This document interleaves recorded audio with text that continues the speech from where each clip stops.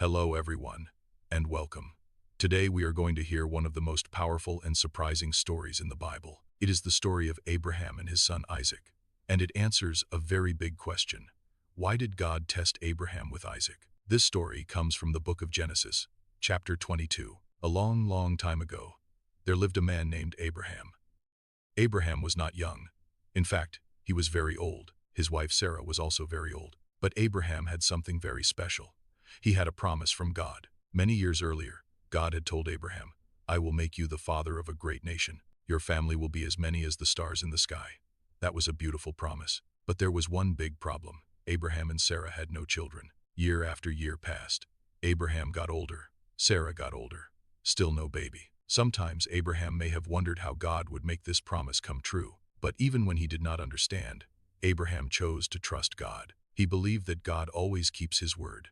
Then something amazing happened. When Abraham was 100 years old and Sarah was 90 years old, they had a baby boy. It was a miracle. They named him Isaac. Isaac was not just any child. He was the promised child. The child God had said would carry on Abraham's family. Abraham loved Isaac more than words can describe. He had waited his whole life for this son. Every laugh, every step, every smile from Isaac filled Abraham's heart with joy. Isaac was not only his son, he was the promise. As Isaac grew into a strong young boy, Abraham must have felt thankful every single day. God had been faithful. God had done what seemed impossible. Life was good. But one day, something happened that Abraham never expected. God called out to him, "Abraham," and Abraham answered, "Here I am." Then God said something that must have shocked him deeply. God said, "Take your son, your only son Isaac, whom you love. Go to the land of Moriah. Offer him there as a sacrifice on a mountain I will show you." Imagine hearing those words. Isaac was the promised son.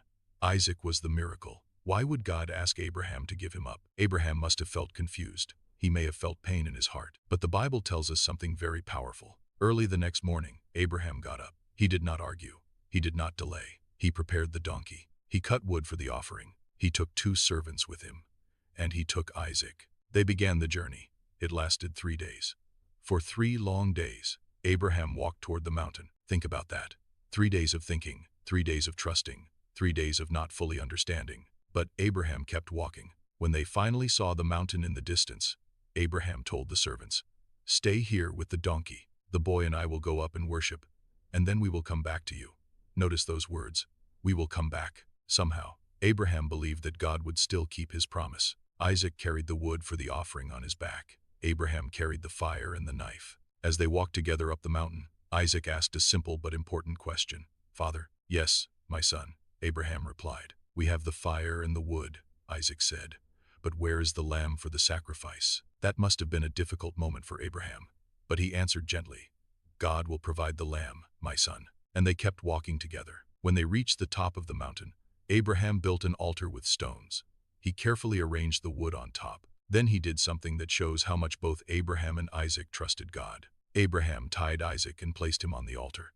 Isaac did not fight. He trusted his father. Abraham raised the knife.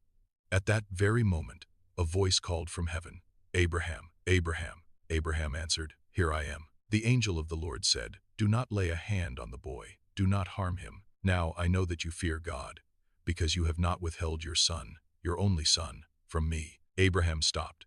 He looked up, and there, caught in a bush by its horns, was a ram. God had provided a sacrifice. Just as Abraham had said, God provided the lamb. Abraham untied Isaac. Together they offered the ram instead. Abraham named that place, "The Lord will provide," because God had provided exactly what was needed at exactly the right time. So why did God test Abraham like this? Did God want Isaac to die?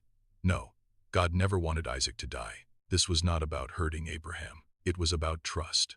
God was testing Abraham's faith. God had given Abraham a great blessing in Isaac, but God wanted to know if Abraham trusted him more than even his greatest blessing. Abraham showed that he loved and trusted God completely. He believed that even if he did not understand, God would still keep his promises, and God did keep his promise. Isaac lived. The promise continued. Abraham's family grew, just as God had said. This story also points to something even greater. Many years later, God would send his own son, Jesus, and this time, there would be no ram to take his place. Jesus would become the sacrifice for the whole world. That shows how much God loves us. There are important lessons we can learn from this story. First, we can trust God even when we do not understand what he is doing. Abraham did not know the whole plan, but he trusted God's heart. Second, God always keeps his promises.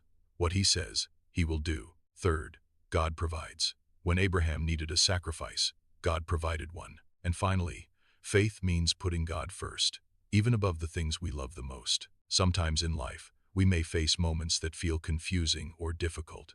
We might ask, why is this happening? In those moments, we can remember Abraham. We can remember that God sees the whole picture. We see only a small part.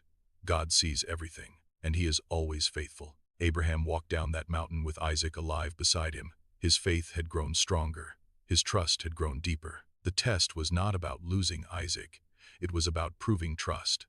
And Abraham passed the test. Thank you so much for watching this story of faith, trust, and God's provision. If this story encouraged you or taught you something new, please take a moment to like this video, share it with your friends and family, and subscribe to the channel for more inspiring, faith-building Bible stories. Your support helps more people hear these powerful messages of hope and trust. Until next time, remember this simple truth: the Lord will provide.